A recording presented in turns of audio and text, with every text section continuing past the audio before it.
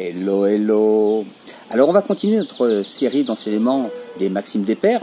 C'est les Pirkei Avot, cette sagesse ancestrale du judaïsme qui a permis à l'individu de se construire, mais également de pouvoir construire la société dans laquelle on évolue.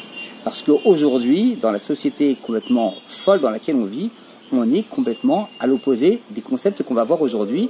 Et là, Ben Zoma va nous donner un enseignement complètement contre-intuitif.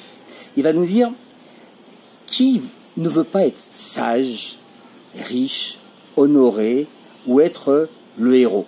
Et donc à chaque fois, chacun dans son domaine. Et là, il va nous donner complètement quelque chose de révolutionnaire.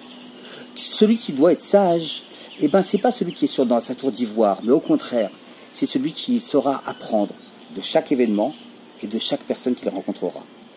Celui qui est riche, c'est pas celui qui va vouloir continuer d'accumuler, mais au contraire, qui va savoir se contenter de ce qu'il a. Celui qui veut être honorable, eh bien, au lieu de se la péter, on va dire, eh bien, il va tout simplement tenter d'honorer les autres. Et celui qui va vouloir être le héros, eh bien, au lieu d'un acte de bravoure, apprend de l'intérieur à te réserver, à savoir vraiment avoir les limites que tu vas pouvoir t'imposer.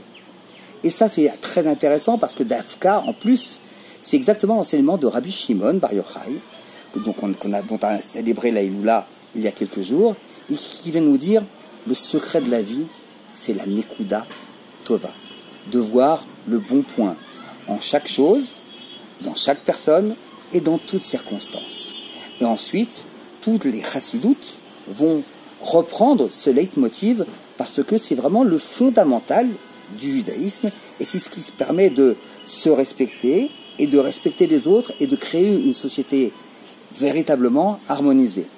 Et au passage, sachant qu'on est jugé en fonction de nos actions, aussi bien pour ce monde-ci que pour le monde à venir, il peut être intéressant de savoir, même de façon intéressée, que si je me comporte de la façon dont Ben Zoma m'a expliqué qu'il faut le faire, eh bien je vais en être gratifié et j'en serai le premier bénéficiaire.